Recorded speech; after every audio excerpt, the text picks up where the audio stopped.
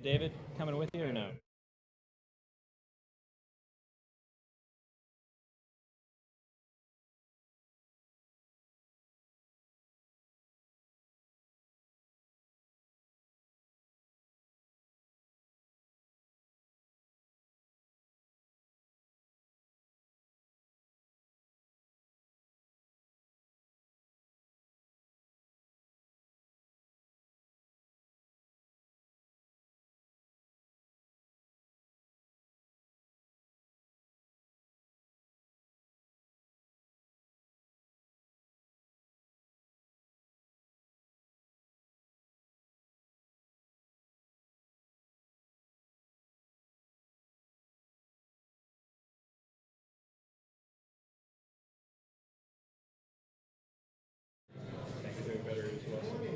Good morning. Everybody awake? Everyone alive? It's not. It's green. Testing. Oh, great, perfect. Good morning, everybody. Everyone awake? Everyone alive? It's last days, you know. So we're going to start out today with session 4, Mastering Advanced Technologies. I'm going to introduce Ben and Dick to start here. Give me a second. Sorry, technology problems. All right, Dick Adams has over 35 years of experience in traffic and ITS engineering, working both at state and local levels, as well as consultancy and with vendors. He spent 9 years at Washington DOT and 11 years with the city of Linwood, Washington, before moving to the private sector, including roles at Trafficware and the ITS maintenance director for VDOT ITERIS.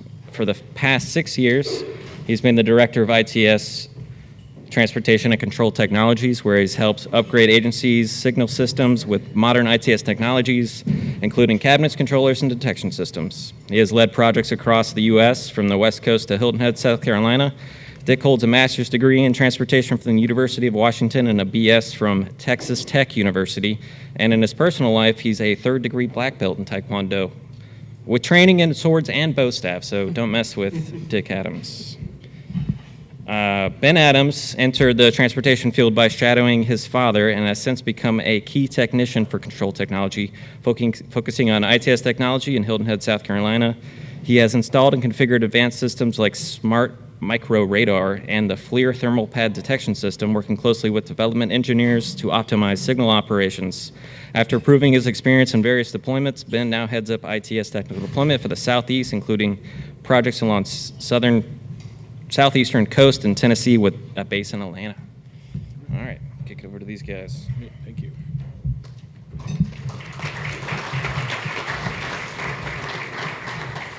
Great, thank you very much. So we're going to go real quick through some of this because there's a lot of information and data, and we've only got 23 minutes.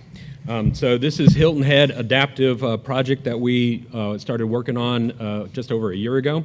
Probably most of you know where Hilton Head is, but it is an island off, just built on sand, and there's a story that you're not supposed to build on sand, but that does bring in some issues that we had. So there's one roadway that goes into Hilton Head. The volume splits into two directions. There's one with all the signals and another one that's a limited access. Their roadways have big medians, a lot of trees, and it has a lot of traveling public that is vacationing. So they're not very fast on where they want to go or when they want to go there. One thing they do have is long ped crossings. When we came there, they had a existing central system and controllers, but they also had loop systems and a very limited amount of detection. Some of their loops crossed 2 through lanes, and so utilizing an adaptive system was not going to work with what they currently had, so we had to come up with a solution. Some of their cabinets were fairly new, and some were very old and not well maintained, so all of this added to some issues.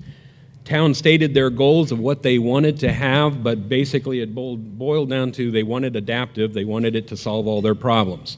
That wasn't really going to happen, and so we had to work with them to get a little more realistic idea of what adaptive will do for them. We came up with a suite of solutions that would kind of move them into sort of the latest technologies for detection, operations, and a central system. For the details that we had, basically we were putting in a cloud-based ATMS by Q-Free. We also put in their controllers, 2070 controller with their firmware, and it allowed a lot of capabilities and web interfaces that the town did not have before. In addition, the adaptive firmware resides right on the controller itself, and it interacts with the signal firmware to give us what we need. From a detection standpoint, we ended up putting in 96 smart micro radar detectors, and that gave us over 2,200 new detection zones that we needed to configure. That did add some issues that they didn't realize that they had to actually modify their signal timing based on the new detection that they were putting in. They weren't really willing or ready to do that. In addition, we put in a lot of thermal PED detections. Especially, they have a lot of ped and bike movements throughout the town, so they wanted to interact with this. And moving forward, they wanted to do some phase canceling when pedestrians push the button and then walk away. So those are all things that we're going forward. From a timeline, they had a very short timeline. They wanted 6 months, everything installed. It was quite aggressive, but we did think we could do it, except we ran into some delay problems. Some of the delay problems that we had was the actual hosting agreement for the cloud. It took the town a little bit of time to work through that legally, so that kind of delayed the start of the deployment that we wanted. We also had weather. As I referenced in my story about building on sand, the weather came in and kind of caused a few problems with our deployment. We found that their grounding really was bad. And so when you build on sand, your grounding stinks. And that does havoc when storms come into the town. So all of this created a delay. We ended up completing it in 9 months after all the delay, so that was pretty good. So we started in February, and we had adaptive up and running by Thanksgiving, and then acceptance by Christmas. The signal system that we're dealing with, we utilize their same numbering scheme, but we sectioned off their roadways into corridors and segments of corridors so that we could adapt each of these different segments individually if needed. This division was based on the traffic flow that we saw throughout the town. The Q-Free controller that we installed was on the 2070 platform so that it interacted with the existing cabinets. But with the detection that we were putting in, we were pretty much utilizing the SDLC connection for all the new detection. The database conversion, this was kind of an interesting thing. We had different types of data that they gave us in different formats. You can see from clear to very fuzzy. But their whole aspect was take the timing and just stick it in the new controller. We're not going to update anything. And that's not the way to go. So we had to kind of work through this process. One of the other aspects that they had is they were predominantly time of day throughout the town, and they had long cycle lengths, and they ran those cycle lengths for hours and hours. And so they just got the public used to sitting on the side streets and waiting. And that's not exactly conducive for adaptive either. So as we converted, we brought it into the max time database, and we added all of their parameters, and we gave them some training on the advanced features, but still they were pretty much drinking from a fire hose with all the detection going in, all the systems going in. So it's been and still is an ongoing process. The cloud system that we deployed was kinetic, and it gave them the ability to look at their entire system, and then we also hyperlinked all the devices to their cloud deployment so they could get to every piece of equipment and software through the central system. The smart micro detection system we decided to install mainly so that we could have both advanced and stop bar detection. We found out that there are two types of detection that we really need to work with. So the adaptive system wanted all detectors to kind of be the same size and utilize stop bar detection on every approach, but also advanced detection on the main line. But then we also had what would be called operational detection. So call detectors on the non-coordinated phases needed to be installed as well as the extension and add detectors for some of the left turns. So we had to come up with a detector scheme for all of these detection, and we standardized it so that we could go basically through the town and implement the same detector scheme everywhere. This made it nice for the town because when you talk about detector 14, you know what direction it is, what lane it is, and what it's doing. So that was all highlighted. What we show here is sort of our template that we used across the town.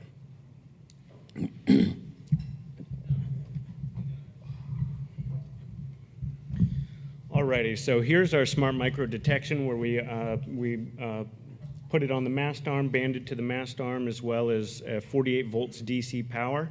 It's now connected to this COM hub module in the middle, and then an SDLC controller here on the left that connects directly into the back of the controller. The benefits of this system was it was able to stitch together all 4 radars into kind of a visual representation of the radars, and we were able to go through and not only get the video through our TSP stream, but we were able to put all the detection numbers that is going through the BIU through and allow the town to get familiar with their new scheme, their new detection stuff, and visually see it. So when anyone was going through, like this slide, if anyone new is coming into the town and they're looking at their IP-based system, they're actually able to say, okay, this is the detector we're looking at, and this is where we might need to troubleshoot when you see an issue. Next is the FLIR pedestrian detection. This was a thermal CCTV with not only color camera, but also thermal that we banded to originally the mast arms, but then brought it down to the PED pole sitting at about 10 feet. We were able to get occupancy and a PED walk 2. So especially over by the beach accesses, we were able to get into the card IP-based as well and be able to see not only where pedestrians were, but also be able to put a max 2 PED and get them safely across the intersection. The next thing we installed later on in the system is the remote power strip. So this was really crucial when we're 9.5 hours away from Hilton Head and we need to remote restart any sort of the equipment in the cabinet. We were able to get to this remotely, be able to reset it to our standards we needed, and be able to troubleshoot anything remotely as well. And this also was beneficial because we were able to get amperage readings and voltage readings into the cabinet, and it was crucial when we were trying to figure out where some of the power surges and things were coming. This allows you to collect all that data and graphically see what's coming in as well.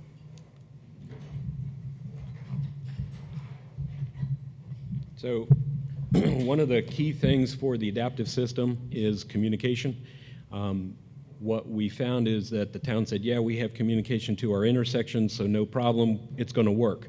We said, well, the adaptive system that we are installing is a peer-to-peer need for communication. So each controller needs to talk to other controllers, mainly because it's a distributed system. So a lot of the computation is done at the local level, and then along the corridor they share some information to make decisions on what to do with cycle lengths and offsets. They found out real quick they did not have peer-to-peer communication, and so they quickly installed some wireless communication across. It caused a little bit of problem. We basically have 6 VPNs that we have to get into when we're remoting into their system, but from their system they were able to put this in and get us peer-to-peer communication across the entire island. So hats off to the IT group for jumping in and getting that done quickly. So this is a display wall that they get from all their smart micro video coming into their town, and so they were able to kind of do an ad hoc video wall from all those streams coming in, which they really enjoy. So the adaptive system, the way that this works is that it does not override the controller or any parameters in the controller. What it is doing is, through the data and the algorithms that it processes, it gives you a cycle split and offset, and then it writes that into the controller. And so there is a single plan number that you assign for your adaptive system. In Hilton Head's case, they chose 30. I don't know why, but 30. So when you're running 30, that plan is constantly being updated through the adaptive system. There's parameters on how much and how often you change those cycle splits and offsets to kind of give you the operation that you want. There is a balance. You don't want to keep changing your cycle length, so you want to stay within a cycle length for a period of time, but you can change your splits within that period of time to adjust to your traveling public. It is also all web-based, so you can interact. In this particular scene, this is one of the longer corridors that you can see, and then you can get in and you can interact with the different parameters that are in the adaptive system just through the web page. So, as we started doing a before and after study, we're kind of graphing here the change between the blue line, which is their time of day operation, and the red line just under that. You can see that the cycle length changes quite a bit, and you can see that their actual time of day plan did not fit what their volume was doing, and so the adaptive was able to adjust that cycle length. What is maybe not as observable from yours, but the lines below, those are the changes in the splits for the different phases. So you can see that the split times that are allocated are constantly changing along with the cycle length as well. So this just gave them a lot more understanding of what the traffic needs were when they were happening on the island. This one actually throws on the offset changes, so you can see the green dots are the offset changes that were calculated based on the traffic flow, the cycles, and the splits. Again, it was responding to the vehicles that were out there, and one thing that we had to work with the town was that you cannot come in with the same mindset of, I've got to run a 180-second cycle for 5 hours. They needed to let the adaptive do what it needed to do to minimize the weights on the side street and maximize the progression along the main line. So when we brought in the Purdue coordination diagram, we were basically seeing that most of our detection for the main lines was happening between the red and greens. So that's a good thing. We didn't want them coming in on red. So. In addition, we were able to show on the before and after study arrivals on green, and the arrivals on green actually increased across the town. So we had a lot more arrival on green happening, even when they were running their high cycle lengths. They were thinking, okay, well, this is going to be a better operation. The mindset was they wanted to basically start at one end of the island, drive all the way through to the other end of the island, which was like 8 miles or something like that, and they just didn't want to stop. And that's not practical with the different traffic flows throughout the island. So slowly but surely, we're kind of getting them into a process of yeah, we need to add these additional features and functions. So summary, we installed a lot of detection. It was really quick. We configured everything, then we had to train them, and they're still being educated on the system. So they call us continually, and we kind of walk them through some of the more detailed parameters that they're not used to. During this whole process, they had a new traffic engineer that came in, a signal technician that's learning all of these new systems. So but it gave them the tools, and they're willing to learn. So that's a good thing. Lessons learned. Well, we got a lot of lessons learned. I think the biggest one was slow down. Don't try to do so much so fast. Put some things in, get some field experience with the technology, with how it works in your environment, and lock down 1 or 2 locations before you start progressing to the entire city. So I would say that was one of them. The other one is prepare ahead of time. Talk with the IT staff.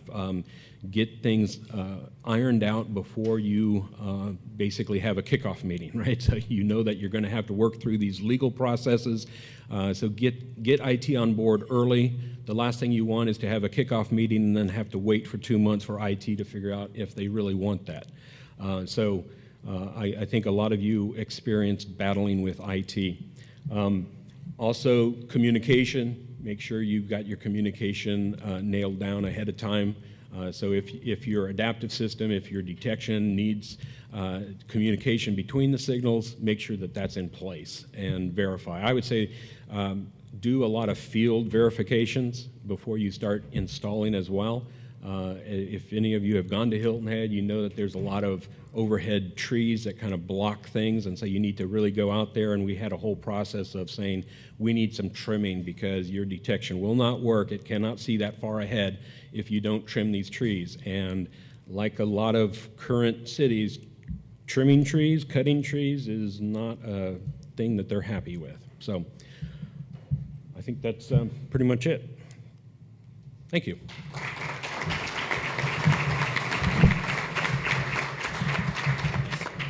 Thank you, Ben. Thank you, Dick. That was a great presentation. Learned a lot.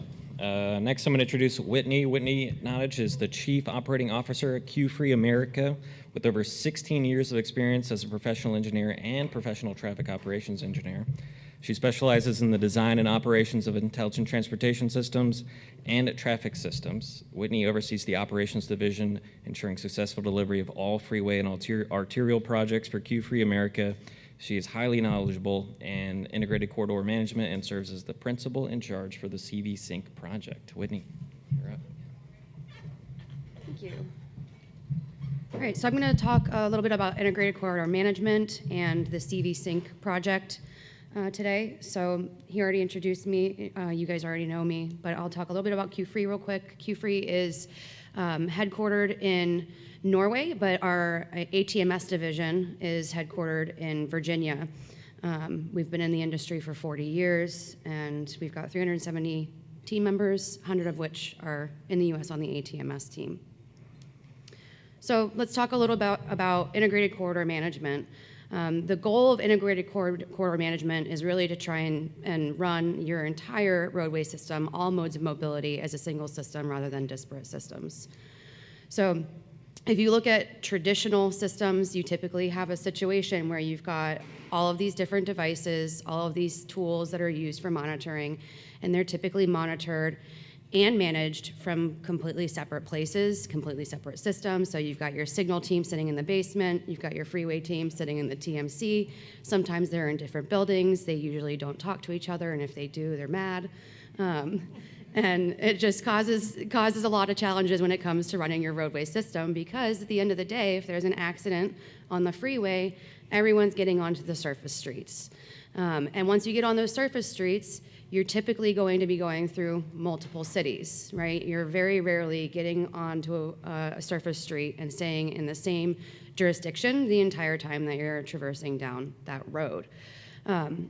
I don't know if you guys have seen some old school TMCs and the way they operate, but as an example, I've seen systems where they've got a giant book, and that book, you flip it open and say that the accident is on this road, it's in this direction, it's between these mile markers. Okay, I post this message on this sign, I call this person, and these are the things I do. And by the time they've done all that, it's taken them 5-10 minutes to respond to the event when they really need to be able to respond to that event in a minute. So integrated corridor management wants to basically say, let's take all of these things and monitor them in one place, and let's take all the decisions and responses that we need to make and do them from one place.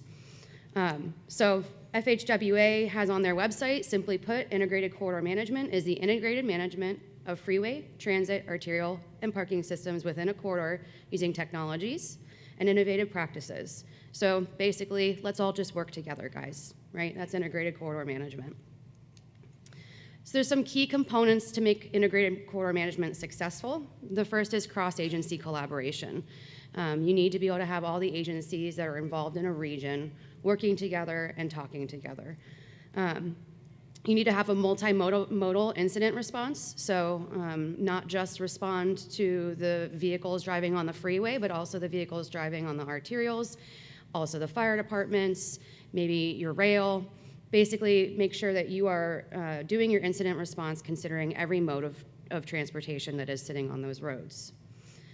Ideally, you have automation, right? So instead of having to flip open that book or go through a set of manual rules, hopefully you've got automated rules. Some of those you want to be responded to manually, so you present an operator with these are the recommendations. Do you want to do this? And the operator would say yes. Sometimes you want those to be done automatically, typically in weather events. And we'll talk about that on the CV Sync project a little bit. And then you need a lot of device integrations so that you can get multiple different vendors together in the same room, have different technologies giving you the things that you need. And when you do have a successful integrated corridor management, you're typically going to see improved regional traffic flow, better incident management, and a holistic safety solution across those roads. So now we'll talk about the CV Sync project. The CV Sync project is in Coachella Valley. You'll hear me use the acronym CVAG. That is the Coachella Valley Association of Governments. The Coachella Valley project, the CV Sync project, was started by CVAG. They brought in Advantech, which is a consultant, to do the program management.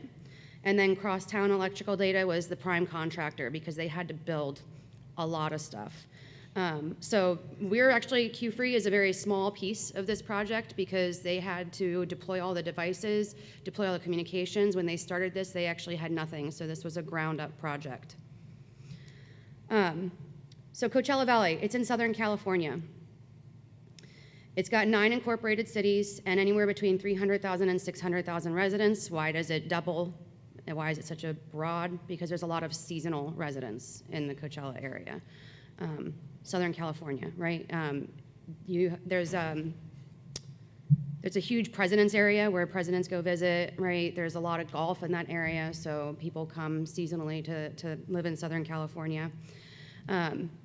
It's a beautiful area.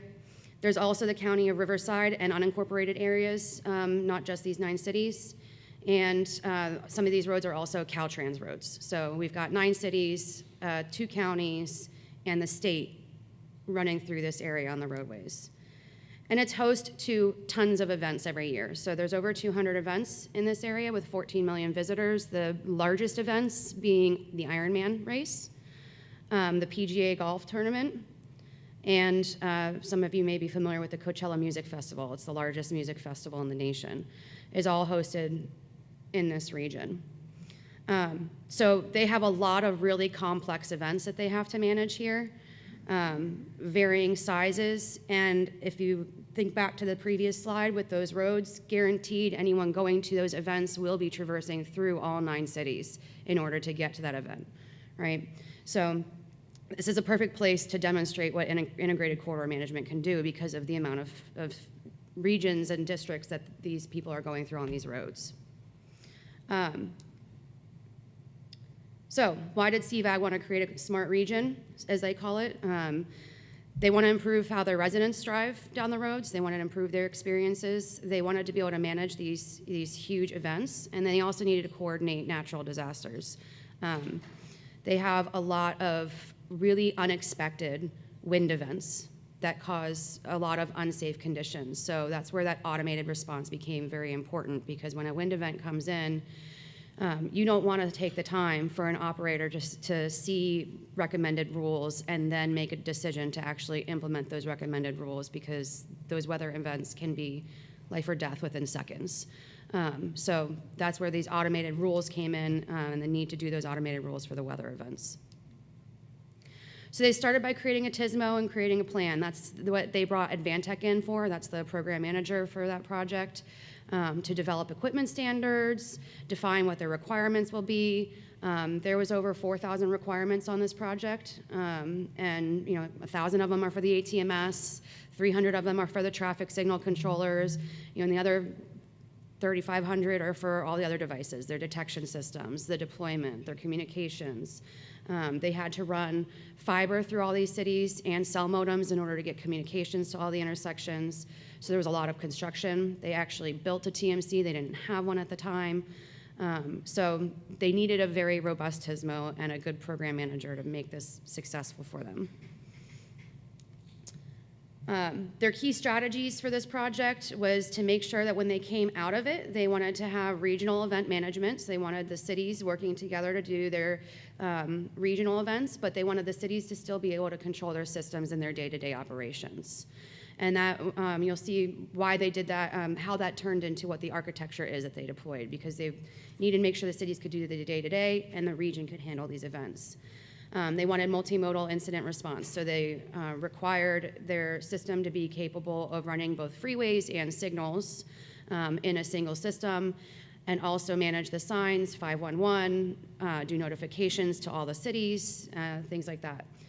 They demanded interoperability, open standards, so every vendor that was involved with this project, the detection vendors, the controller vendors, all of them had to have, had to provide all of their protocols and data to make sure that everything would be interoperable and CVAG would not be locked into a single vendor when this project is over.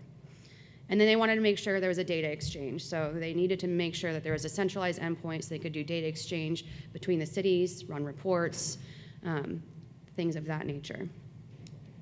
So how did it start? Build a strong foundation. Dick already said this, involve your IT departments very, very early. That is probably one of the most important parts of any large project like this, where you're gonna have things communicating, especially when cities are communicating with other cities and communicating with regions. There's a lot of connections that need to be made there, and so those IT departments are gonna be key to that. There's a company called IENet. They were specifically brought in to do the networking and the policies for the region, so they essentially acted as the IT department for the entire project. Cloud or on-prem device communication and a secure solution is required. This system is currently on premises, so there's 9 deployments, 1 at each city, and a regional deployment all on-prem, and then the regional deployment currently backs up to the cloud. Their future goals are to switch that around and eventually have the primary system in the cloud and have the backup to an on-prem. But IENet basically had to come in and create a backbone. They had to implement infrastructures and policies. They didn't have a security policy. They didn't have any IT policies. So they built all of this truly from the ground up. The next key to the successful deployment of any ICM system is select products or solutions or vendors that are going to play nice with each other, or make sure that they're required to play nice with each other. So it's not common in the industry for us to all play nice together, but it's important for that to happen. So it was really important to them to not be stuck with a single manufacturer for each thing that they wanted. They wanted to pick one person for their signal controllers, someone else for their video management, but they still wanted these to all come into one system. So they required everyone very early to come in and sit at the table and make sure we were ready to work together. And then they bring it all together. So this is a pretty complex network architecture. Like I mentioned, they've got 9 cities, so there are 9 separate signal systems deployed. Some of the cities chose to migrate to the Q-Free controller. Some of them chose to migrate to an Econolite controller, so there are varying brands of controllers out there. They did the same thing with detection. Some agencies decided they wanted to use autoscope detection. Others are using a GridSmart, so they've got a wide range of detection out there. So we deployed 9 kinetic mobility signals modules at all the cities. So each of them has their control of their own signals, and every single one of those center to center in a hub and spoke architecture to a regional deployment at the Coachella Valley Association of Governments, TMC, that is also on-prem. And that system has a full ATMS, so it does signal management, sign management, events, video, the whole gamut. And they also pull in Caltrans and County of Riverside, so pretty large system. And again, you can see those cloud surfaces. That's where everything is backing up into the cloud. So what did they end up with? They ended up with a single system, all of these different tools, the Genetec video management system, all the detectors. It turned into, let me see, 700 signals, 132 signs, 300 count stations, 12 weather stations, 650 cameras, 350 travel time endpoints, and 275 roadside units that are all coming into this single system. And they use this now to centrally view and manage all of their devices and all of their events. So this went live at the end of last year, and they've used it since for Ironman and Coachella this year, and are continuing to use it for all of their other events. Some of the benefits that they've seen already is public safety is improved because they're able to respond to events a lot faster. There's shorter commutes, easier travel for all of these events. They're more responsibly using their funds because now they know exactly what's going on their roads and can make smarter decisions, which obviously results in cost savings. So overall, pretty successful deployment. Some tips for doing this, it's probably going to be repetitive to what Dick said, right? Have conversations often and early. Make the interoperability a requirement, and try as much as you can to leverage out-of-the-box solutions so you're not sitting with products that are going through years and years of development that never get where you need to go. So that's all I have for this project. Thank you for the time. Thank you, Whitney. That was great. Moving on, we have David Champoux and Shaun Quayle. David is with CHA and Shaun is with INRIX. David Champoux is a senior traffic signal timing engineer with CHA Solutions in Florida. He is currently serving as a full-time signal timing engineer at the Florida Department of Transportation, District 4, Active Arterial Management Program, as well as the lead signal timing engineer for Florida agency clients. His experience also includes managing the city of Boca Raton traffic signal system and serving as the traffic signal operations engineer for the city of Sandy Springs, Georgia. David has been in timing signals for over a decade and thoroughly enjoys his work. When not retiming traffic signals, David enjoys spending time with his wife and dogs. Shaun is a senior traffic engineer with INRIX based in Orlando, Florida. He has over 20 years of experience in transportation planning and traffic engineering, previously with a national consulting firm and then at Washington County, Oregon. He is a traffic signal enthusiast who enjoys figuring out ways to maximize safety and efficiency. His most hated sound is the click of the MMU tripping a signal into flash. All righty.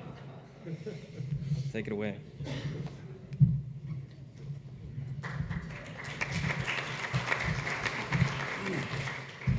Well, good morning, everybody. Hope everyone had a good evening.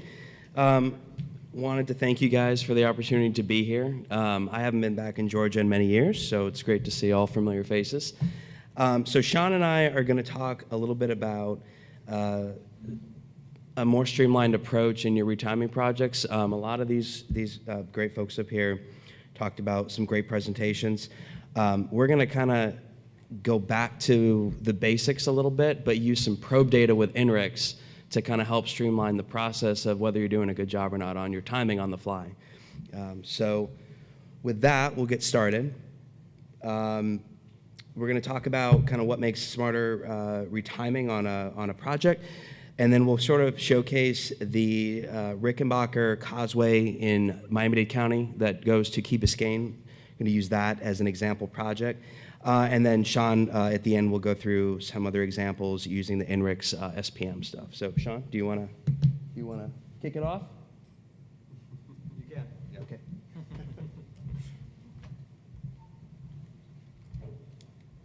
So David, you're going to have to chime in here too, so don't get too comfortable over there, right? That's all right. That's okay. Go first. Go. Yeah. So thinking about, we throw around the term smart, but really what we want to focus on is smarter. Let's adapt to better outcomes, and to not to talk down to anybody, but thinking through and communicating to constituents what we're trying to do with signal timing objectives is really important. And in my experience, it really boils down to, can we use green time well? Can we use pedestrian time well? Can we maximize safety out there? And these things sometimes play against each other, so we want to try to take advantage of all the tools that we have. And a big part of that is knowing what the problem is on the ground to start with. And then we can focus on addressing solutions. A lot of times we only have budget to focus on peak period time periods, and so that gets a lot of the attention. But I think gentleman over here talked a little bit about, hey, we don't necessarily want to run a long cycle length all day, so we need to focus on not just the peak periods, but the other 20 hours of the day, and figuring out ways to come up with smarter solutions. Again, that comes back to experience, technology, and creativity. David, you want to chime in? Absolutely. Thank you, sir. So as Shaun was saying, a lot of the tools to do timing are kind of already there, and it's just a matter of how smart you are at being able to apply them. But the great thing about using probe data, and in our case that we'll get into, is it really gives you the feedback pretty fast. So while we were out on site every day for this project, that was obviously important, you can be more or less remote with the right technology, as these great folks have demonstrated on their work, to get the job done as well. So I just wanted to point out the bottom left. Anyone know Bob Ross? So the way that I learned signal timing and time-space diagrams is essentially that time-space diagram is like your art canvas. So use all your tools, all your paintbrushes that you have to best move traffic. And that's not necessarily 180-second cycle length until 11 o'clock at night. Anyway, in the top left, we just want to point out, in that ring and barrier, this is an example of the agency wanted to run an exclusive PED by time of day.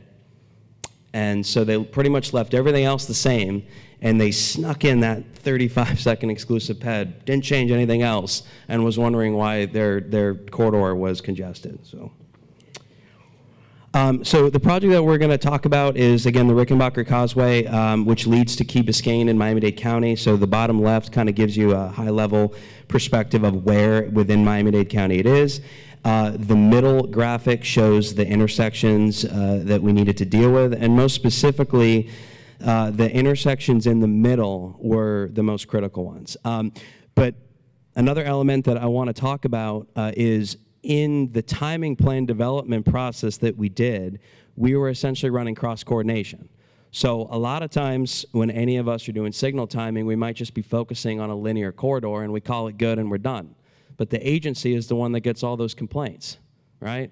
So we prided ourselves in this project on being able to develop a whole host of plans at varying cycle lengths based on the detour volume distributions to essentially almost operate an on-the-fly adaptive or traffic responsive system. So that was pretty cool. Let me see if I can play some of these videos here. Can I do that? Oh. Thank you, guys. So the video on the left just kind of showcases the AM peak for one of the days. I know it's difficult to kind of gauge where you're at, so I'm just going to kind of talk high level. But mainly, the purpose of this project was FDOT was closing these flyover ramps that led from the island onto I-95. And so earlier in the year, the decision was made to close them at the same time. And for because of that and the challenges in managing the traffic, the outbound causeway was backed up for hours. And people were very unhappy with that.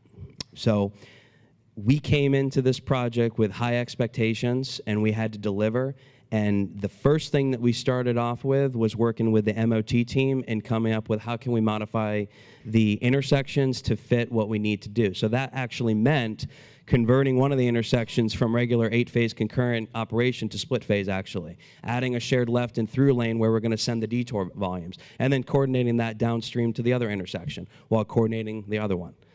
And so what was great about this project is, especially for South Florida, in my opinion, everyone getting together at the table to talk about what needs to happen with the ring and barrier structure. What sequences can we run, right? I mean, we're at one of the intersections, we were stuck with protected permissive left turns with good old 5-section heads.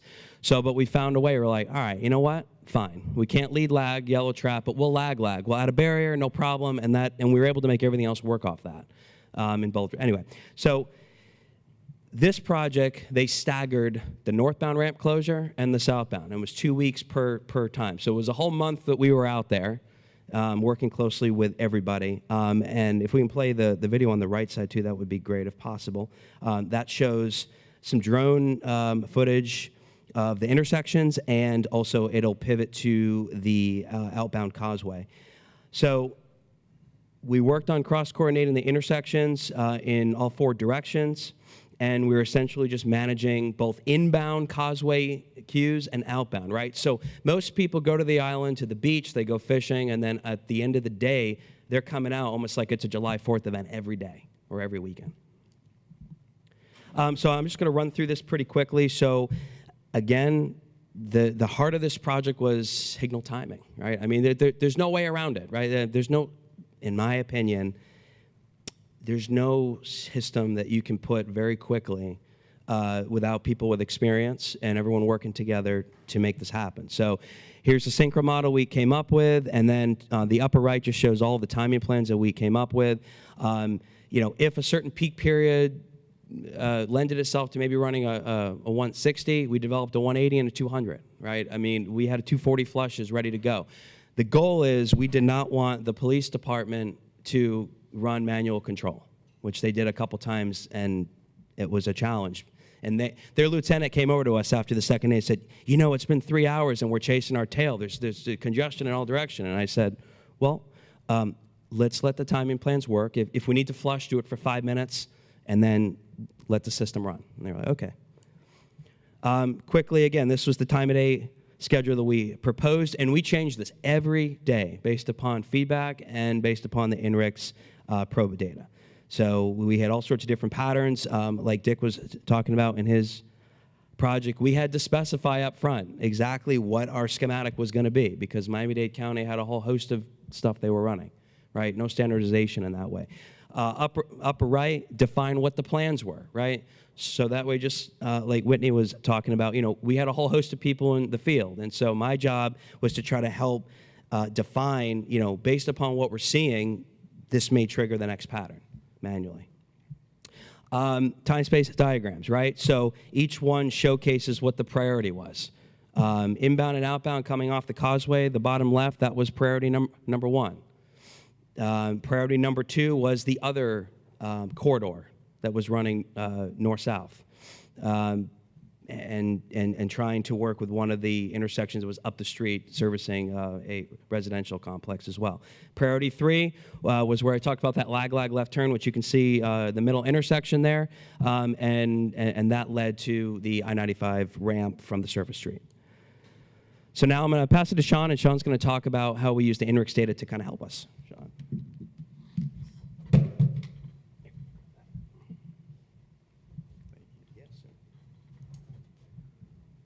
So that was a great overview. We worked closely with David and his team to make sure that we had coverage at all of the major intersections that they were evaluating. And I'm going to share with you some demand information and some delay information, but one of the overriding factors was the drone footage and queue management and trying to keep that queue from backing up onto the island and staying on the island and spilling back through intersections. And so you got a lot of different objectives that the team was trying to balance out here. It's a truly complicated system with varying demands. And so let me get you oriented here. We've got blue around each intersection. That's just designating a baseline. And so the unique thing with probe data, like we have from INRIX's SPMs, is we can measure the delay at all the different movements, and we could get a weighted average at the intersection, and we didn't have to coordinate with IT to get any of this set up. So it was really easy for us to just stream this directly to David's team. He could share it with the other stakeholders that are on board as well. In the bottom right here, you're going to see a sample size. So this is giving us some information coming, you call it outbound, but off the island into Miami. And so we can see for this first week before construction started, it was pretty normal. So the green bars are hourly demand, and then the blue line is actually representing the 4-week rolling average. So that's the previous 4 weeks there. So everything starts out good. We start with our first week of the southbound ramp closure, and so now we've got a detour that's coming through those bottom two intersections, which is where we see a lot more red showing up. And we can see that now we've got more traffic that's shifted onto the surface street there in the bottom right. And so we've got a lot more demand coming through the system. We've got red at some of our intersections where delays gone up because traffic patterns have changed based on the MOT you saw in those videos. But what's cool is we go to the second week, and David and his team are out there working with police hand in hand, and they're actually able to show overall net improvement in delay at all the intersections. So a lot of times we're tweaking as we go and dialing in signal timings to adjust to these traffic patterns. And so it showed that they did a great job in that second week. Now we shift to the northbound ramp in the third week, and so we have a whole different traffic pattern that's now coming on board. And you can see in the bottom right, we have even more traffic now coming off the island through the surface traffic system. And so we've got our 3 major intersections with degraded delay, and we just have a lot more demand coming through here. So in the 4th week, one of those major intersections actually got better, but 2 of them stayed actually from a delay perspective, not great. But the point here is that the queue management ended up overriding things. And so they were out there adjusting this. And again, this is a weekly average. So this is Monday through Friday, looking at operations for 24 hours out there. And then after construction, things go back to normal. You can see in the bottom right, our demand is way down comparatively because now we have the bypass ramps to get onto I-95 open. And so now our major diversion routes, the delay's gotten a lot better, and traffic is just shifted around. Now you've got all of the movements open and the old phasing back in place, and so delay actually goes back up. So this is showing the travel times outbound is the term we use, but off of the island on into Miami. So if you see, it's basically from the bottom right of that image to the top left, we're measuring the travel time to get from the causeway through that first intersection. You can see the baseline closure on the left-hand side. You can see the ramp closures. First week is on the top, second week is on the bottom. And you see for northbound and southbound, so this kind of goes week over week and looking at travel times along the causeway. And so you can see week over week improvements. That first week with the ramp closure, things are about 3.5 minutes, a few spike ups, but they actually stay just below 3.3 minutes for on average across the whole time for that second week. And then with the northbound closure, we see travel times spike up to 6.5 minutes in some cases. But David's team does a great job, and in the second week, you still have a few 15-minute time slices that are up in that 6.5 minute. We have a lot less of it, so they've been able to condense that down. So again, it's using that probe data to understand both the intersect operations and the corridor operations to help tell the story for our constituents about the good work we're doing out there in the field. So I'm going to cover a few more examples in Florida just of using the virtual infrastructure signal performance measures, which is what INRIX is using, and just a few stories, and then I'll hand it back to David to wrap us up. So again, better signal retiming starts with performance data. If we know what's happening out there on the field, we can make a lot more informed decisions. Signal timers, a lot of times, have spent time in the field to go see this, right? To be outstanding in the field, you actually have to be outstanding in the field. Well, the nice thing with the INRIX data is we can actually pull data from vehicles as probes all the time, 24/7, 365, and so they're sort of outstanding for us. And so now as traffic engineers, we can take this information and we can use it to make better decisions. So this is one visual that INRIX has in partnership with the CAT Lab. We've got day of the week on the left-hand side, and we've got time of day across the top, and our metric here is percent arrival on green. And so we're looking at this eastbound flow through this movement. And this is a visual that we showed to a traffic engineer recently, and he saw it and he's like, wow, well, I could make some changes here because the PM peak actually looks pretty good, but the post-PM peak, the weekend, and the midday all need a little bit of attention. And so this speaks to that point of we spend a lot of time focused on the AM peak and the PM peak, but there may be low-hanging fruit in the midday or the post-PM peak plans. We can do, because we've got information everywhere in a fair comparison, we can look across entire regions to be able to understand sort ranking how things are operating out there. And so I call this our coordination report. I'm basically just going through and sort ranking by percent arrival on green. So I believe this was for Osceola County and showed this to them. And so basically we can look and see for our busiest movements where they should have fairly good coordination, where do we have a lot of stops? And when we have a lot of stops, is that a program stop? Is it okay to stop? Because not everybody can drive from one end of the island to the other and expect to have good service. So there are places where we're going to have stops in our coordinated systems. But let's at least understand where those are occurring and then determine if we need to make adjustments. This is one of my favorites. Let's do a sort rank based on where delay is high late at night. And this is actually a pretty good leading indicator for where there could be issues, either with our timing or more commonly in my experience with detection. Detection doesn't always fail on. We had a number of times when I was managing signals where we get calls and complaints. I'd send my signal tech out to take a look at the intersection. He comes back and says, everything looks fine. I don't know what you're talking about. So our detection fails in sometimes funky ways, and so it shows up with the probe data. When detection fails, it fails on. That creates more delay. More delay shows up in the sort rank by where do I have a lot of delay late night. This was from Palm Beach County. We've got locations that are over a minute, in some cases 2 minutes of delay on average at the intersection, and you can see the top 4 all at the same intersection. And so, we shared this with them. They went through and they found out, yeah, 2 of these locations have failed detection. This is a great surrogate for finding that failed detection with probe data everywhere. And then one of the other things, I was talking to the city of Tampa about this and showing them some results. So at late night, they were actually curious about speeds and looking at speeding on the roadways. And so we can do a sort rank and we can see where the highest speeds are on our facilities late night. And so we may come up with engineering solutions. We may also want to share this with our law enforcement partners, because this can be really helpful for folks to try to figure out where the problems are so that we can right-size solutions. And that's really what signal performance measures data is supposed to do for us. So to kind of bring things back, it's using technology, trying to be creative, working with your partners to know what the outcomes are that you're trying to get to. And then it takes experience, whether that's time in the field or interpreting results to understand, are we hitting the mark or do we need to tweak things? And so use all the tools in the toolbox. There's more and more tools coming onto the marketplace, whether they're from sensors roadside or from probe solutions like INRIX, to help us have better safety and mobility at our traffic signals. Dave, do you want to? Sure. Thank you, Shaun. Yeah, I just wanted to kind of end with, it's really important to understand how to time signals.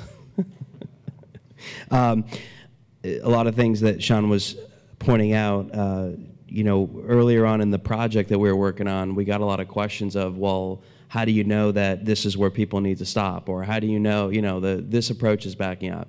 And when you bring up the time-space diagram and you show them, well, this is how it's designed, or if we go to this next pattern, we can shift it this way. I mean, it's like their minds are blown.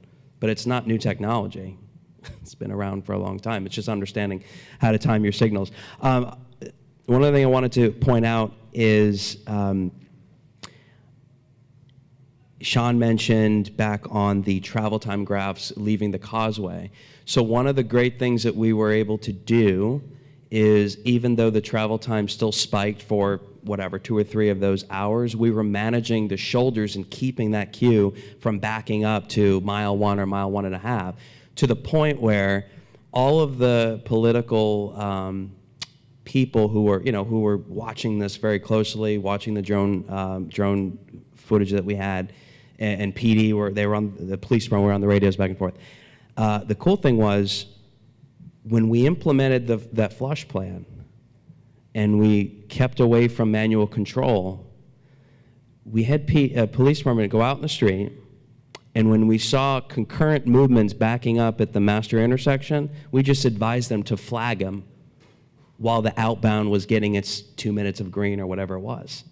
And so the cool thing was, we were letting the controllers do what they needed to do. We don't want transition, but we were sort of dynamically moving concurrent movements that could operate, and the benefit, that outbound queue never reached back to the critical point to where people were losing their crap. I remember that maybe happening just about once, where we got a phone call, and it was immediate. We were like, all right, let's get that flush plan on right now.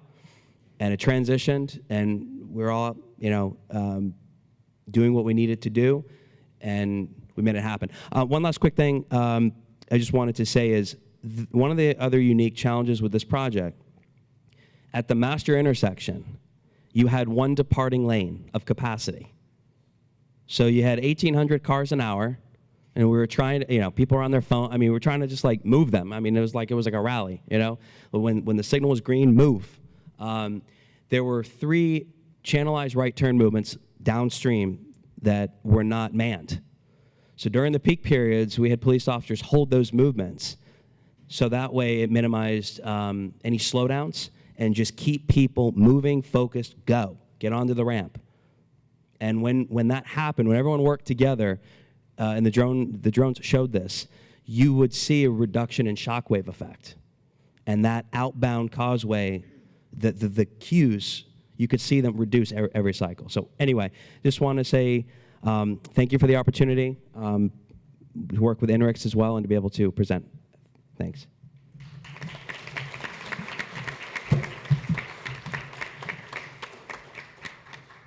Thanks, David. Thanks, Shaun. Great presentation. Last but not least, going to introduce Matt Davis with Stantec. As Stantec's ITS practice lead, Matt works with Stantec's teams across North America to plan and implement innovative ITS solutions. His background covers the complete project lifecycle, where his understandings of operations and maintenance informs planning efforts that in turn informs analysis, design, and integration of new systems. Matt has led the delivery of dozens of ITS projects across the country, overcoming a variety of challenges through unique and targeted solutions. Matt resides in Nashville with his wife, Sarah, and their 2-year-old son, Dash, and dog, Hank. Those are really cool names. Matt, you have the floor. Cool. Thank y'all. Okay. All right. Y'all can hear me okay? All right. So appreciate being here. I think it was last year, if I remember correctly, I-24 Motion was presented. Does that sound familiar? Okay. So that's another project in this same corridor that is kind of being worked in parallel. A lot of research is being used on that project, and it's been actually very beneficial to this project that I'm going to talk about today. So hopefully that provides a little bit of good background, but this has been one of the, I think, most interesting, exciting projects I've been fortunate enough to work on. Phenomenal team of folks working on this, led by TDOT, Vanderbilt University, Southwest Research Institute, and then Arcadis is the ICM coordinator in the TMC as well. So a little bit of a background on this project. For those familiar with the area, if you've driven to Nashville from Georgia, you've probably gone down the I-24 corridor. It's not as crazy as the Coachella Valley. There's only 4 municipalities as part of this project, but probably twice as many consultants as was on that team. So I don't know which one's better or worse. There's 4 municipalities: Nashville, Laverne, Smyrna, Murfreesboro. Each of those agencies are at different levels of, like to your point on the IT side, different levels of maturity from that perspective. Some have had IT policies in place, others not so much. TDOT was able to step in and with their IT group and kind of support some of the smaller municipalities. So that aspect has worked really well. The corridor itself spans between Murfreesboro, which is one of the major suburbs in the area, to Nashville. It's about a 30-mile corridor. State Route 1 parallels Interstate 24, so it creates a good opportunity to manage traffic during major incidents, as well as provide a good parallel route for daily commuters. And then you can kind of see those are the 2 yellow lines. All those blue lines in between provide some nice connectivity between the 2 corridors kind of throughout the area. This is one of the most traversed sections of interstate in the state of Tennessee, around 180,000 ADT, and it's also one of the worst crash locations in the state, unfortunately. Very heavy number of crashes throughout the entire corridor, and it's been a very big issue. So taking a step back, probably 10 years or so, there were a lot of questions around what kind of improvements can we do. The cost to add a lane, very prohibitive. For a state like Tennessee is pay-as-you-go. They don't take on any debt. And that was before the legislation that they had come out last year that enacted their version of express lanes. So a $3 billion project was kind of out of the question. So the commissioner at the time really leaned into what can we do with ITS. And Brad Freeze was the director of traffic ops at the time at TDOT, and him and his group came up with this plan for to implement a smart corridor. So kind of what the corridor looks like. This is pre-implementation of a lot of the freeway devices, but to David's point about that shockwave effect, not on arterial but on the freeway, you can kind of see here. This is at one of the merge points at an interchange, so you can kind of see as all of this traffic comes on the on-ramp, how that creates that shockwave that starts to spill back. Since we're a lot of engineers in here, here's a good time-space diagram. So this is actually from the I-24 motion project, from that data, as I alluded to. But you can really see the spillbacks that occur, those shockwaves throughout the corridor. So you get a lot of high speed, everything's moving nicely, and then you come to a sudden stop, and then speed up, sudden stop kind of throughout the corridor on a normal day. So, so with the smart corridor strategies, I would say TDOT, to your point, Dick, earlier about taking things slow, they were very motivated to accelerate things, but did take the kind of the foundational steps to implementing a smart corridor. So, random question for the audience, like if you guys want to throw out some things, what do you think would be some foundational elements to implement a smart corridor? Detection, yeah, that's a really good one. Anybody got anything else? Communication, very good, yeah. So these are a few items. Communication is very key, making sure you've got reliable, robust communications that also has expanded capacity for the future as you build on and add more devices. Detection was a very key one I'll talk about here in a second. Stakeholder collaboration, with there being multiple municipalities, different policies in place, different ideas of what the best path forward is. And then also ATMS solution. Going back, let's see, 4 or 5 years ago, TDOT did not have an all-encompassing ATMS in place. So that was one of the first places we started back 2017, completing a systems engineering analysis and subsequently deployment of what TDOT decided to go with was Swery's SmartWay Central, well, TDOT branded it as SmartWay Central Software. It's basically the SunGuide version of Active ITS. So prior to implementing that, there were all these disparate systems, a lot of duplicate entry of data going into their, at the time, Locate IM, event management application, and then having to kind of duplicate that information into their 511 system. Opportunity for errors and getting the wrong sign messages posted because they get the event location mixed up. So getting everything into a single system, one database, which is key to the onward development of the AI decision support system, was a big step in the direction of making all of this possible. So to the point of detection, this is kind of where we started when we first got a lot of the devices online. The detection was working, like the lights were blinking on and off, all of that.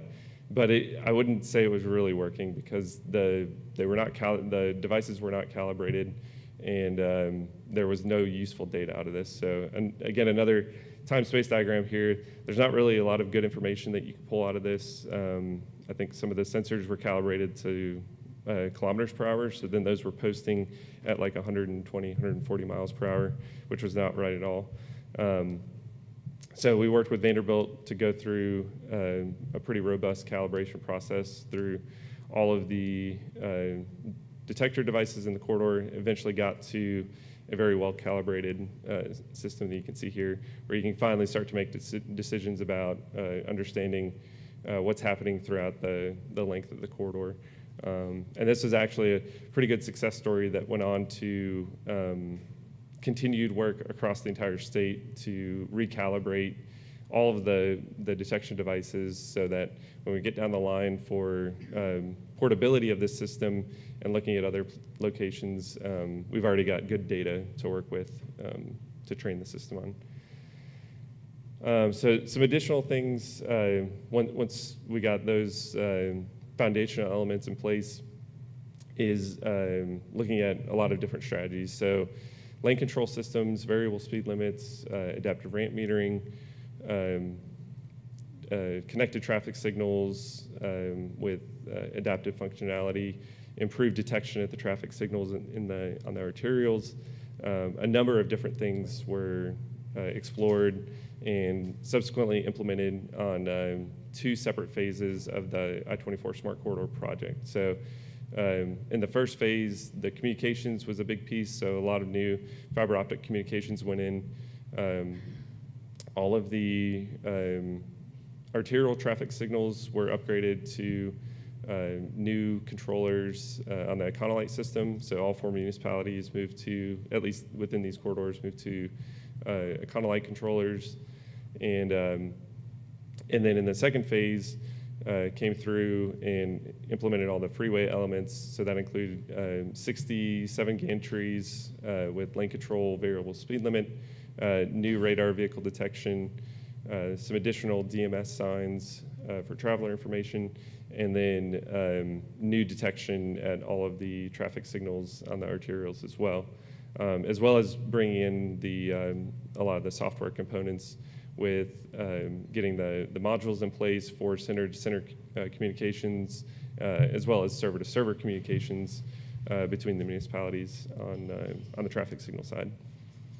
So with all of that in place, and the TMC, I'd mentioned TDOT hired on Arcadis to handle the TMC operations for this specific corridor as the ICM coordinator. But even with a dedicated staff to this one corridor, it's still a lot of information for 1 or even 2 people to process and make decisions on. It's a lot to monitor. There's basically over 1,000 new devices were added as part of phases 1 and 2 of the Smart Corridor. And so we knew there needed to be something provided, such as a decision support system, to help with that monitoring and management. It's a little bit of feedback. So started looking at what are the different options for a decision support system. They can be very expensive to implement, and you're kind of stuck with only being able to use it in the one corridor that you design it for. So working with TDOT and looking at grant opportunities, TDOT looked at, and talking with Vanderbilt and SWERI, trying to figure out what's the best path forward. So for traditional decision support system, those are typically simulation-based for a specific corridor. So basically, you build out your simulation model. You have to do a lot of calibration, very labor-intensive, getting all of your roadway network in for both the arterial and the freeway. And then you have to manage and maintain that over the life of as long as you have it running, basically. So any changes that occur when you have construction come up and your lane configurations change, all that, ideally you need to update your model to reflect that accurately, so that it's still making good recommendations for you in any of those scenarios. So looking at different options out there of how can we use artificial intelligence, machine learning to do this differently. So the really, really smart people at Vanderbilt, Dan Work and Will Barber, looked at a few different options that could be implemented. So everything from fully automated, completely AI-based, which is very difficult to achieve currently, but also looking at traditional decision support, ultimately landing on a AI-based system that has some full automation to it, such as the variable speed limit system, but outside of that, basically makes recommendations to the operators through a response plan generation, and uses real-world data to inform and adjust how the system reacts over time. So from there, understanding that that is an option and could try something new, looked at a ATC-MTD grant and applied for that. So a $2.6 million grant was awarded to develop, design, and implement, integrate, and monitor this new system. So this is a multi-agent reinforced learning model that was developed by Vanderbilt University. And basically what that means is there's a lot of, more so for the variable speed limit system, there's different agents at each of those gantries along the I-24 Smart Corridor system. And at each point in time, there's an agent monitoring what's happening at that location, as well as looking upstream and downstream to understand what's happening with traffic. So it can see, are there slowdowns up ahead? Is the slowdown behind me and I need to start ramping speeds back up? Looking across all of those, having those agents talk to each other. It's a very feasible system. It's kind of like a lightweight AI model that Vanderbilt was able to develop, and has been running very, very effectively, as we'll get into. So this is kind of what it looks like. As you're going down 24, you can see that gantry had 60 miles per hour. This one's 50 miles per hour, 40. So we're slowing down traffic in advance of the queue. And as we get here to 30, you'll start to see a lot of brake lights come on, and this is where the queue begins. And then we'll travel through here. Basically, again, at an interchange, we've got a lot of traffic coming on, and that's where the congestion is. After the interchange, speeds ramp back up 50, 55, and continues on from there. So we're seeing a lot of I would say generally good compliance. I would say the compliance was definitely best when it first was activated.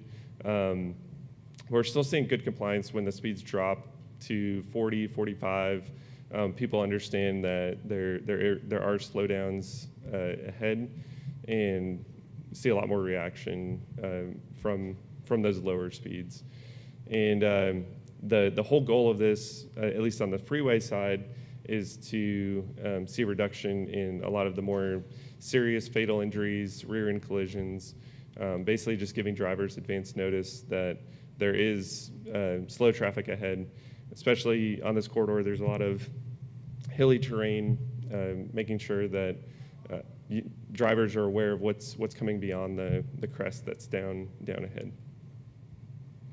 So kind of where we sit right now, the excuse me, the AIDSS went live in September of last year. Since then, we've been running initially a rules-based algorithm for the VSL. We've made subsequent upgrades to the AIDSS in February and May of this year. In February, we implemented the full AI model, which is actually made a pretty big difference in how quickly the VSL will respond to being triggered and turned on, and how dynamically it changes as well. And we've seen a lot of good success since that time. Also, we've made several upgrades to the SmartWay Central software as well. Basically, the way the two systems interface is there's a WebSocket API that, with the AIDSS hosted on a adjacent separate physical server with a VM from the Swix platform that's on a separate physical server, and those communicate across a WebSocket API. Basically feeding all the data from the SmartWay CS database into the AIDSS and then back into the database to make those recommendations. And like I said, the VSL is fully automated, so that's running 24/7. The operators can see when basically the VSL overrides are turned on and it's being activated. That's actually been a really useful tool for the TMC operators to be able to see, when maybe where an incident may be occurring in the off-peak periods if there's VSL activation. Really helps to identify that. So that's been a very useful tool and has been very helpful. In May of this year, we implemented the diversion routing component of the software. So we've been able to connect to all the traffic signals on the arterial, and all of that TMDD data is being fed back and forth between the SWIX database and the Syntrax server. We've not yet gone operationally live with the diversion routing component. We've got one more municipality that we're working with to try to get them fully tested and operationally up to speed on kind of the game plan to move forward. So we're hoping we get that in the next week or so. That's kind of the last outstanding piece there. And then we'll be able to start implementing diversion routing timing plans. And the way that will work is basically if there's an incident on the corridor, an operator will put that into the system, and then on their response plan generation, there would be recommended timing plan changes. And if the operator agrees, they push that out, and then that goes to the municipality, and the municipality basically has an option if they want to accept or reject. And after a default amount of time, if there's no response, it'll automatically approve those signal timing plan changes. So there's still input available from the municipality on this override of their signals. So a lot of coordination for that. So when we start to look at the results, we're seeing a lot of very good trends on the corridor. 2% reduction in total crashes, fatal serious injury down 5%, and rear end collisions down 4%, all while pushing more traffic through the corridor. And one of the interesting things that the team looked at is what's happening on the adjacent corridors. So I-65 south to the west, and then I-40 east to the east. And if you look at the trends on those corridors, those unfortunately are all going upward, whereas we have this downward trend both on total crashes and fatal serious injury collisions on the corridor as well. So we're seeing some pretty significant impacts from both the technology that's been implemented. This is even before the diversion routing components in place, as well as having that kind of dedicated operations for the corridor as well, and the coordination with the municipalities. So again, maximizing TMC resources. One of the things I didn't talk about earlier, but the plan for this, with it being an AI-driven decision support system, is that it's not like your typical typical simulation-based decision support systems. It's not tied to this corridor. It's not being run by a simulation model that's based on this corridor. It is collecting all the data that's coming in from all the different sources and making decisions on that. So this system can actually be transported to other locations within the state, which TDOT's already looking at, and doing that with mostly the cost of standing up the AIDSS, dedicating a new VM on one of the servers in another region, and then configuring to adapt to the data that's available on that corridor, as well as the traveler information components that are available on the corridor. So there's a lot of transportability with it, and can save a lot of money down the road on future deployments throughout the state. And then one of the other things that's been really interesting is how the AIDSS has been able to kind of interpolate data along the corridor. So we've had a lot of equipment get hit by vehicles. So even when there's guardrail in place, there's been a lot of cabinet strikes, power poles, all that. So when we lose a site for a day or two, the AIDSS is basically able to use historical data as well as look at what's happening upstream, downstream to interpolate what's happening in that location and be able to maintain the functionality of the variable speed limits throughout the corridor. So it's been very helpful. So the next phase of the Smart Corridor is currently on hold, but some of the things that we're looking as part of that is adaptive ramp metering, as well as bringing weather information into the platform. So the idea there being that the AIDSS we're already evaluating and making decisions on data coming from both the freeway and the arterials. So we could do some really interesting things from a ramp metering perspective, where we're really looking at the system holistically to understand what's happening on the freeway, when to activate the ramp meters, what sort of timing to use on those. Are we backing up onto the arterial? Instead of flushing, can we do some changes to the arterial timing to kind of further upstream meter traffic arriving onto the ramp, so that we're not having to flush all of the traffic onto the freeway. So we'll see where that goes. The weather information, I think, is going to play a key part in some of the future development and transportability of the AIDSS as well. So excited about some of the possibilities with that. Surprise, surprise, major challenges, IT is on the list again. Early off in coordination with IT is definitely very, very critical. And I think even more so in this, I think to your point, Whitney, that you mentioned of the local agencies that maybe don't have policies in place, or they do have policies that are maybe even more stringent than the state DOT. Understanding that up front and coordinating through that is really, really critical. Also, technology vendor limitations, kind of knowing what you want to do on the front end with your specifications is very important to get the functionality that you need down the road.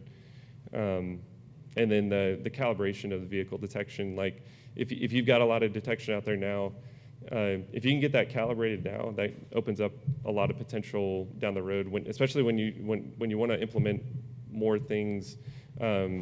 If nothing else, you'll have some good baseline data that you can do some performance measurement on. So few more things here. Ability to scale and expand, kind of talked about that. But again, kind of go back to the team aspect of this. This was really kind of an integrated project delivery with Swery, Vanderbilt, TDOT, and Arcadis involved from the get-go. So we've got the operations perspective, we've got the actual software developers at the table as we're going through the concept of operations, the systems engineering analysis, through design, integration. Everyone working together from the very, very onset was invaluable. So it was a great way to kind of tackle the project. So, and that's it. Thank y'all.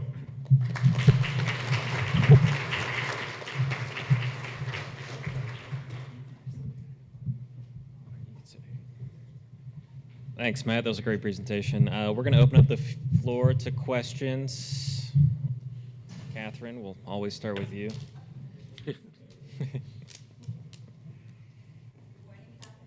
Nerd.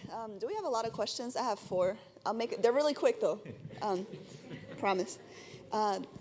Okay, I guess I'll get started. First question is for Dick and Ben on the ITS deployment at Hilton Head. 9 months is a really quick turnover to put in a whole new system. Could you share any of the public feedback that you got from that? Was it, growing pains, or are they like, wow, I finally don't have to wait anymore? There's a mixed response. As you're deploying, there's going to be an effect to operation, right? So as you progress down on the island or the arterial, there's going to be changes. And there were a lot of citizens calling in saying, what's going on? And to the talk, calibrating the detection is one of the things that you're doing progressively down the arterial. But when you're changing system to system, there's always going to be an interruption. I think that they were happy that it was going so fast, but it did cause a lot of disruption. And in Hilton Head, what we found is that most citizens have direct numbers to the mayor. And so they would respond to almost anything, and then that caused an effect on our end because we were responding to help the town and not being able to do what we needed to do to calibrate and move forward. So 9 months is still a fast time, and it's like it was a whirlwind to me. I don't know if I want a vacation in Hilton Head anymore. I'll give another 10 years and I'll think about it. But yeah, there was a disruption, and the public let us know. But we also responded to them, and so it was able to smooth it out and say, you know, give us time to implement and fine-tune it. So. Really good, thank you. My next question is for Whitney. I wanted to know, with your queue-free ATMS, how did communication go? I know that we talked about having, you know, traffic signal, traffic engineers, as well as your TMC management. How did everybody communicate using that one ATMS? Was it embedded into the ATMS, or was it external? Yeah, so it's all embedded in the ATMS. So the cities each have their ATMS with just signal management and all those center to center into the regional system. And part of the rules engine that's used for event response is that when there's an incident notified found at the regional system, it automatically through this ATMS notifies any cities that are affected by that. And when rules are put into place, so they'll have rules to say if this incident happens, like that book, right? Let's take that book and translate it into rules. And so the system will say, this event's happening, we recommend you do these action sets on these signals, post these messages on these signs. The operator says yes, and when they do say yes, any city system that has been affected also automatically gets notified. And then from the city, if they don't want that, they can override it too. That's amazing, thank you. My next question is for David and Shaun. Really easy question. Can you tell me what tech is needed to integrate INRIX with the intersection analysis component? Shaun, you want to take that? Sure, yeah, hopefully this is on. So INRIX is pulling data directly from automakers into the cloud, and then that pulls through a web-based interface. So it's all computer web-based that any end user can get access to with a subscription. But INRIX, you don't need to install anything at the traffic signals or anything, it just pulls it with, okay? Nothing roadside. There's no equipment that needs to go out there. That's why we get to bypass the pains of coordinating with IT. As long as you have a web-based port that opens up, you can use the pro-based INRIX data. That's amazing, thank you. And then last but not least, and not a question, but just a suggestion, Matt.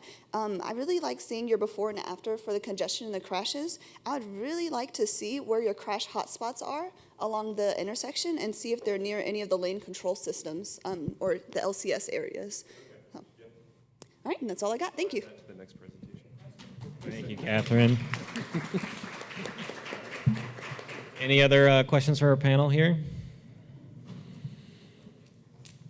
Mary up front. This is mostly for Matt, but could be anybody.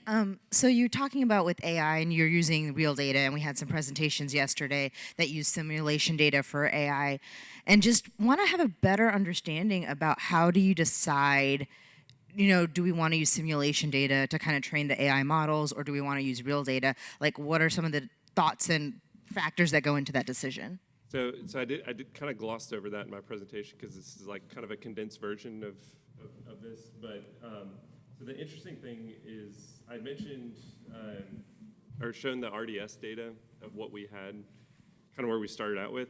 So that was like right before go live of the system, which meant we didn't have any good field data to train the system on. So I actually ended up building a simulation model to train the AI on for this initial implementation.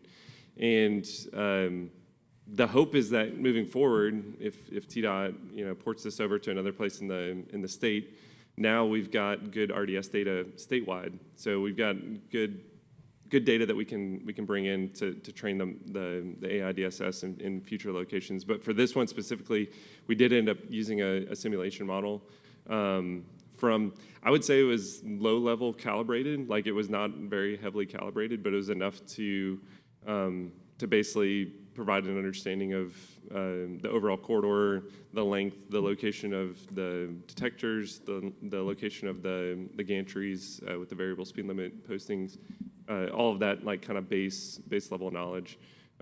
as well as some like general, traffic volumes, things like that. So I would say it was not a very like in-depth, heavily calibrated training, but more so just to get like the baseline data inputs. Did that answer your question? Yeah. Okay. Yeah, Chris up front. Yep. So this question is for Matt. So you mentioned that the adjacent corridor is experiencing an increase in crashes. So you may have covered this, but did you guys do any additional analysis to try to understand or mitigate those, or did you look into those corridors after you saw the increase in crashes? Not yet. So that's something we've been doing as part of the performance evaluation for the ATC-MTD grant. We're kind of knee deep in that right now. That's due January coming up. So we're just starting the in-depth analysis and starting to look at those adjacent corridors, and that's kind of the early results that we've seen, is just that there's an uptick in the number of crashes, but as far as why that's happening, we haven't really figured that out yet. Any other questions? I've got a question here. So, question for Dick. You glossed over a lot of different solutions that you guys put in on the island, but one of the more novel things that jumped out to me is the use of the pedestrian detection at the ramp and trying to potentially use that to leverage call cancellation. Can you talk a little bit about how that worked and any feedback or anybody notice that in the system? So there's, the issue is the town was concerned, and part of this is because of the way that they were operating their signals. So with long cycle lengths, pedestrians will hit the button and wait, especially crossing the main line. And they tend to violate then the walk and leave. And then you're calling the pedestrian phase again. So what we instituted with the FLIR in conjunction with the PED buttons is to have 3 separate inputs. One input was the button. The second input was the FLIR thermal detection. And the third input was also thermal detection, but based on occupancy in the detection zone. So as you had more pedestrians in that area, you can give them a longer walk time. The aspect of canceling the call is that when they leave that detection zone, it would then cancel the call of the phase. The issue, and we're working this out, is that if somebody pushes the button and also walks away from the detection zone, it would cancel that phase. And so we're trying to work that detail out a little bit because pedestrians don't tend to always stand in the right area. Yeah. So either we widen the area out or we add supplemental detection to kind of keep that going. And because you have so many variety of pedestrians, so for example, joggers, they like to keep moving, so they jog all around while they're waiting for that pedestrian, but that causes a problem. We also have bikers, so bicyclists will also move around sometimes, but they also cross quicker, and so then there's that aspect of it. And when they violate the walk, then that's also another issue. So all those are being worked out. So now, right now, we have the detection in place. We have the controller and the capability to do it through the controller, so now it's just adding those capabilities even more. That's great. All right. Any more questions going once, twice? All righty. That concludes session 4, guys. We're going to be doing vendor showcase from now until about 10:15. We'll come back for session 5. Please do remember to check out of your hotel room now, ideally. Throw your stuff in your car, leave it in the lobby, wherever. Thank you, guys.